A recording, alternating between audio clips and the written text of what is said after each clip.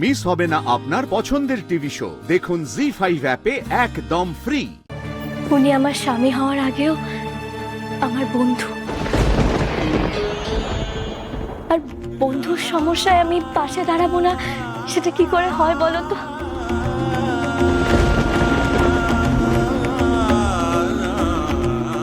শ্বশুর কাকা, দয়া করে আপনি দেবীকে এই বাড়িতে আশ্রয় দিন না।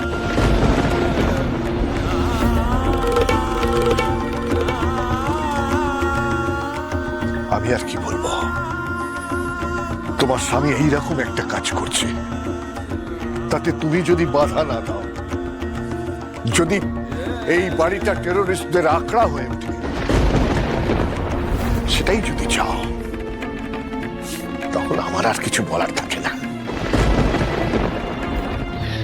এসো আস্তে, আজ থেকে এটা তোমার ঘর। বলছি আমরা সবাই সজাগ থাকবো, তোমার কোনো রকম কোনো দরকার পড়লে আমাদের অবশ্যই দেখো, কেমন?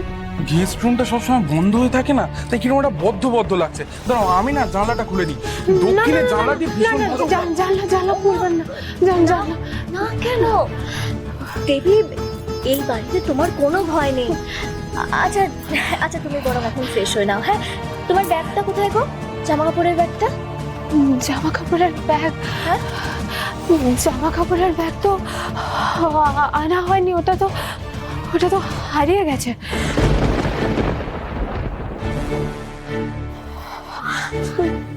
আচ্ছা ঠিক আছে, কোনো ব্যাপার না। আমি আপাতত আমার জামা কাপড়গুলো দিচ্ছি তোমাকে পরার জন্য, তারপর রিদান বাবুকে বলবো তোমার জন্য নতুন জামা কাপড় কিনে আনতে, কেমন? রিদান বাবু? নিজের স্বামীকে রিদান বাবু বলো বুঝি?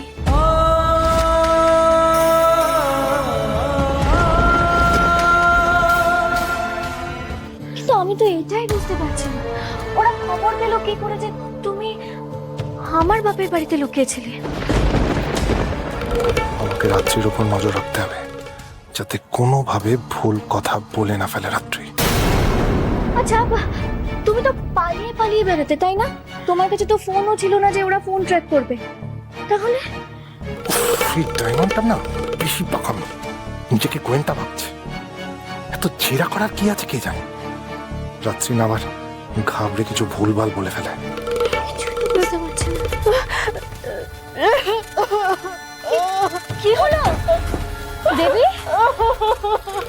তুমি কাঁদছো কেন দেবী? ডায়মন্ড, আমার না খুব ভয় করছে ডায়মন্ড। এই আতঙ্ক নিয়ে আমি সারা জীবন বাঁচতে পারবো না ডায়মন্ড। আমার না শুধু মনে হয় আমি মরে গেলে ভালো হতো। এইসব কথা একদম বলতে নেই। আই এম সরি, আমি আর তোমাকে কোনো প্রশ্ন করবো না। আমার ভুল হয়ে গেছে দেবী, আমি আর কোনো প্রশ্ন করবো না। গুড, খুব ভালো অভিনয় হচ্ছে রাত্রি।